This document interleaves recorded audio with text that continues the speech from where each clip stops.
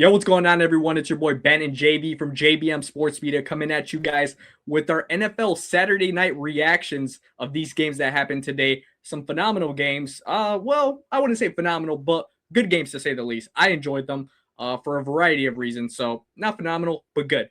And yes, we're gonna start off with the one that happened earlier today, and that is the Tampa Bay Buccaneers keeping their playoff hope dreams alive by beating the Carolina Panthers 16-14. JB, I'll throw it to you immediately. What did you think about this game? So, I got to give my tip my hat to Carolina. They played a tough game. It was rainy conditions. It was horrible, horrible conditions. The rain was really bad. But Baker managed the offense, the best he could. He connected with Kate Otten for his lone touchdown. He did throw a pick. But they got 3 big field goals too from Chase McLaughlin that sealed the deal, and they blocked the big field goal late. So it's definitely some positives, but they're still not out of it yet, though, bro. That they may not make the playoffs without a Saints win or a tie against the Falcons on Sunday. So with this win, yeah, they control their own destiny in that regard, where they were able to handle their side of the business, but they still have they need some help, and Carolina could actually sneak in with a Falcons win. So it really goes to show you that they didn't handle their business early enough in the season to solidify this division. So I still tip my hat to Carolina. I had them to win this game, but obviously they didn't get it done. But they fought tooth and nail, in this game. So I give a lot of credit to them. Yeah, you're 100% right. They did fight tooth and nail throughout this whole game. First and foremost, like you said, the rain. That was a big factor in this game, and it was evident. Chuba Hubbard, Rico Dowdle, and another player had to change their cleats very early on in the game. They were talking about they had to get cleats with basically longer cleats because, it looked like they were just falling. They couldn't get a grasp of the turf. You could tell it was evident that there was causing a major issue right there. Baker Mayfield, he started off the game very hot. The momentum was very hot. His completions, he was doing what he had to do. That first drive was literally poetic Buccaneers offense. I felt like that's how the offense should have been throughout the whole season right there. Beautiful drive. Then that interception just made me think, all right, it's kind of like the same thing from Miami this past weekend. And it was brutal. It was a bad interception. It literally led to Carolina's touchdown. To me, that was a factor that I felt like Baker's only real big mishap. Yes, the offense didn't get it quite going more so after, that touchdown. The field goals was good. I don't know. I just felt like offensively they kind of disappeared after that first touchdown. I mean, they did get the field goals, like you said, but I felt like they lacked that juice offensively from that first drive. Bryce Young, on the other hand, I was pretty impressed. Other than the interception, I feel like he made some good throws. I feel like what would have helped him a little bit more earlier as the running game developed, but due to the weather, that wasn't really the case. The biggest factor that we're going to talk about right here, the refs and how brutal they were. They were absolutely dog shit. If we could be 100% honest, they were horrible. I mean, I think the Ted McMillan offensive pass interference. That was brutal. That was a softball, bro. It made me think like this is where, unfortunately, the refs, need to stop taking control of the game for a call like that. I mean, don't get in between. Like, they're going back and forth. That's just a soft call, man. What did you think about it? Yeah, it was brutal. I mean, they have to be better in a game like this with so many deciding factors. I think you have to kind of be more detail-oriented in these games, and the refs look like they just didn't have it together on some big calls, and they missed a face mask as well, a clear, blatant face mask that they just missed.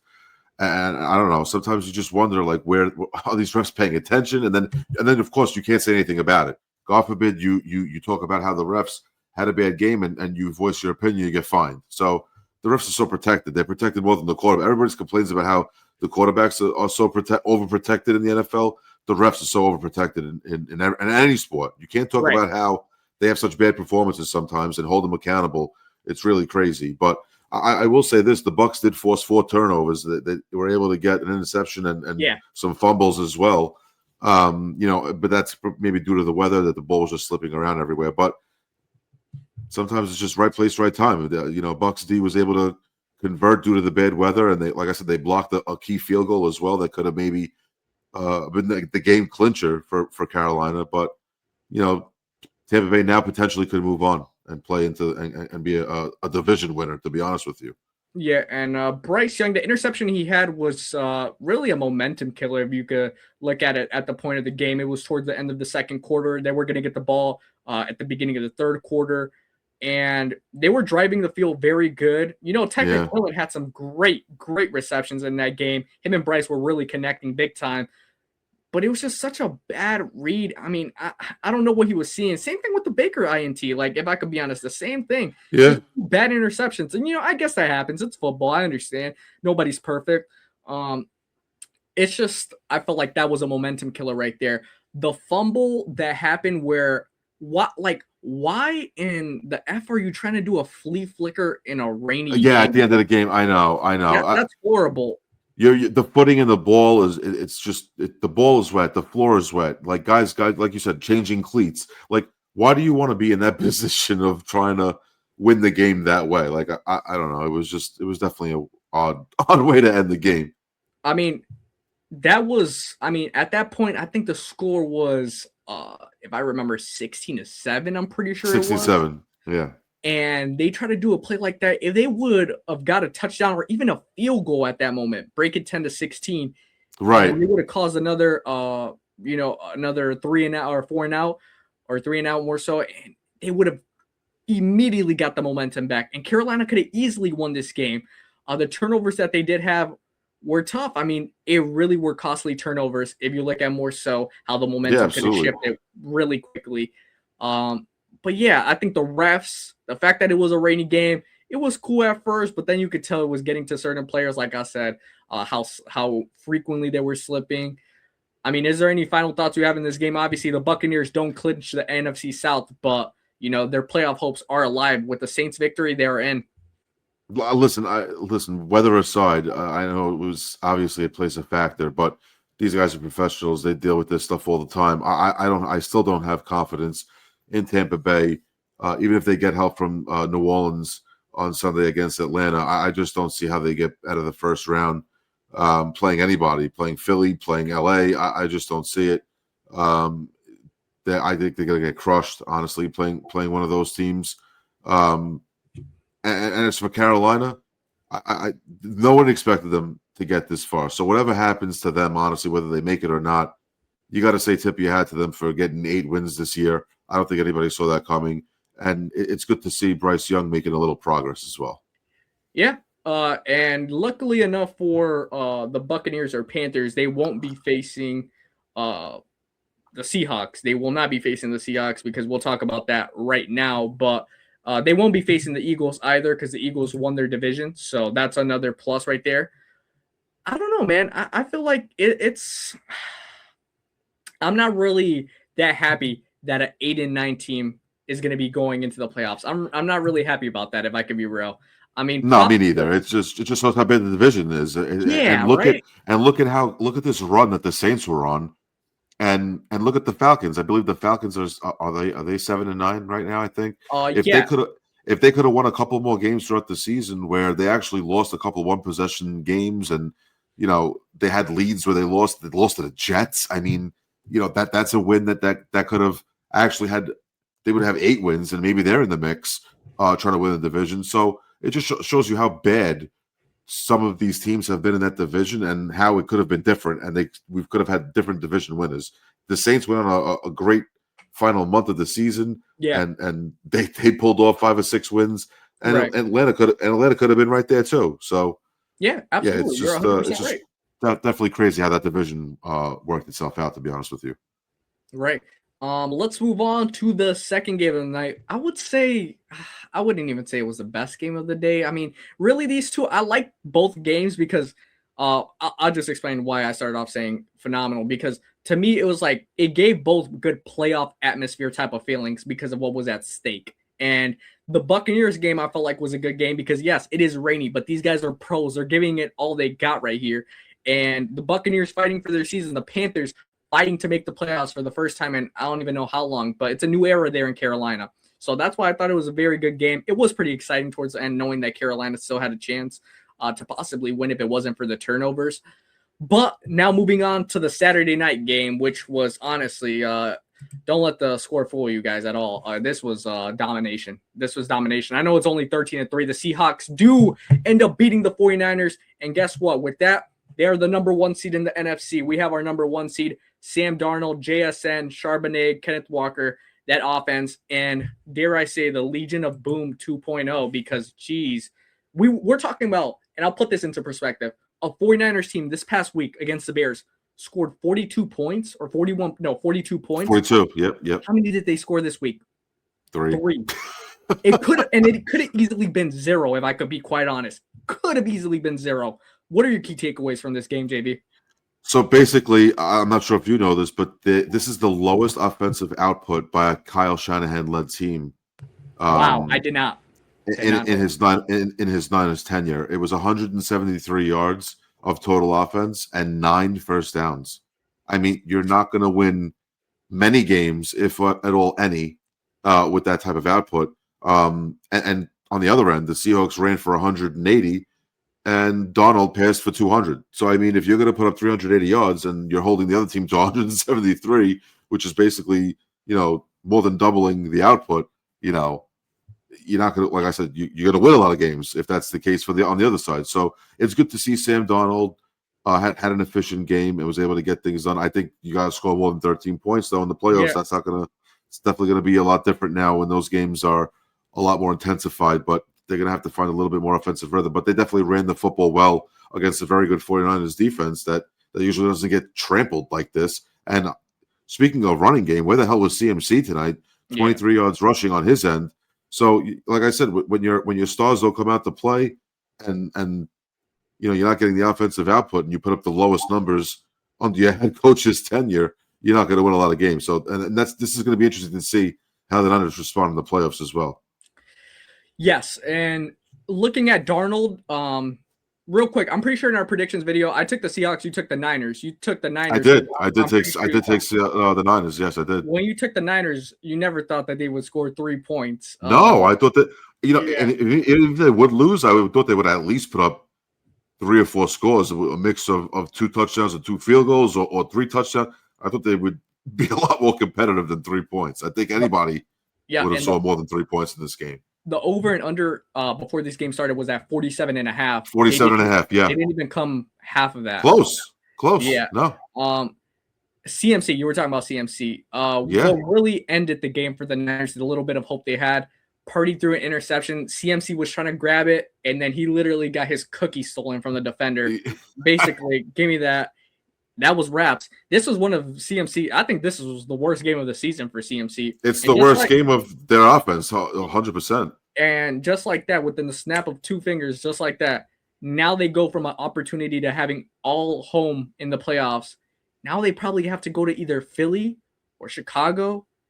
I think it might be Philly because I do believe that the Bears will beat the Lions tomorrow. But if they have to go to Philly now to face that defense, I know.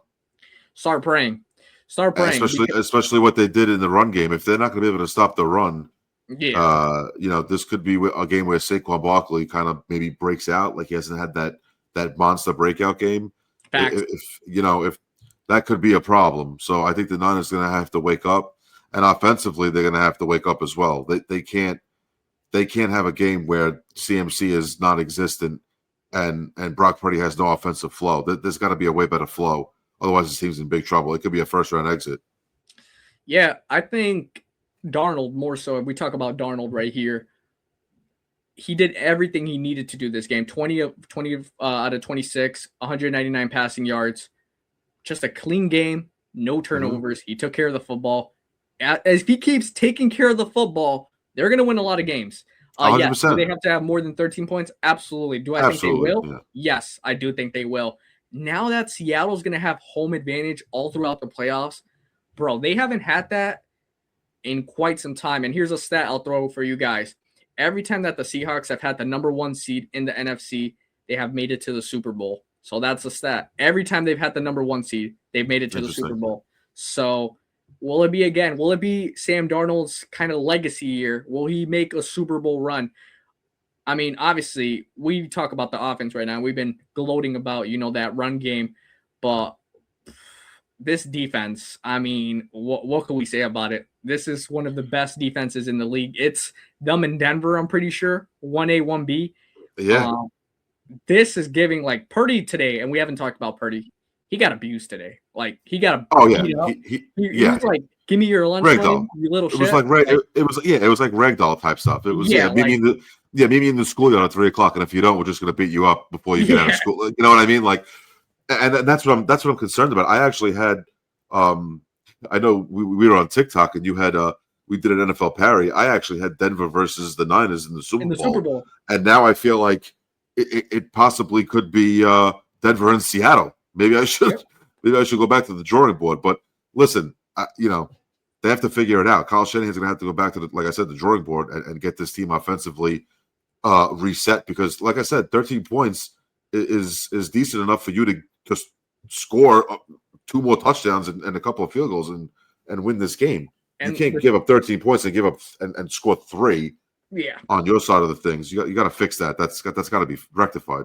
And the Seahawks missed 2 field goals in this game. I believe one was 47 and one was a 25-yarder. By the way, you cannot miss a 25-yard field goal in the playoffs. No, especially with was it 2 minutes left when he did that? Yeah, it was like 2 minutes left to ice the game. You got to ice that game. Yeah, you have to ice it there. Luckily enough, the defense bailed them out. If not, that could have been a whole thing. But even at the beginning of the game, they went for it on 4th and I believe it was 4th and 4. Cooper Kupp didn't get it. It was an incomplete pass. They dropped a lot of points. The Seahawks dropped a lot of points in this game. This could have been a blowout, if I could be honest. This could have been at least maybe 26-3. 26-3, something like that. It could have been an absolute blowout. Yeah, but if we're talking about defenses, this is giving like a very much so like Legion of Boom 2.0 vibes to it because they're beating them up. If you look at that last play that Purdy had in the game, he got folded up like a lawn chair. Bro. Yes. He got folded. He did. He was bleeding. He was bleeding from his thumb. I think they stepped on him. That happens to him a lot, does it not? Doesn't he take these couple of licks where it's just like, oh my God, like and he was bleeding from his thumb. And they probably hit him with the elbow. They probably said, stay down. It's not going to be a good day for you tonight. And toughen up, kid. Toughen up, man. Yeah, and they bullied this kid this whole game. I mean, they made him look uncomfortable. He was trying to break through, make plays. But it just looked like he was so uncomfortable throughout the game. And it doesn't help when CMC is dropping a stinker right here. Absolutely. Well, he better get comfortable because he may have to face Seattle again. He may have, like you said, Chicago. He's going to have to if he faces Philly, bro. So, I mean, it's not going to get any easier. So you better wake up and realize what you're getting yourself into the next couple of weeks. Yeah. Literally next week. If they face Philly next week in Philadelphia, yeah, it could be wraps. It could be wraps. It could be, and we're talking about a team that just a week ago scored 42 points. Today they scored against a team that they may see in the playoffs, which I think right now. I don't know. But yes, now it's official. Yes, the playoffs in the NFC run through Seattle, and like I gave you guys that stat, just think about it. Every time the Seahawks have had the number 1 seed in franchise history, they've made it to the Super Bowl. Will this happen again this year? Will that pattern continue? Honestly, I wouldn't be surprised if it does. Because Sam Darnold, like I said, all he has to do is take care of the football, execute. You're going to put yourself in a winning situation every single time with 0 turnovers. I'll tell you that. Absolutely. Every single time. What do you think about the Seahawks securing the number 1 seed real quick? Listen, it really it pains me to have to look at Sam smiling in this picture because this could have been maybe him as a Jet, but we don't do good things like that. So we don't know how it is to mold and progress and grow.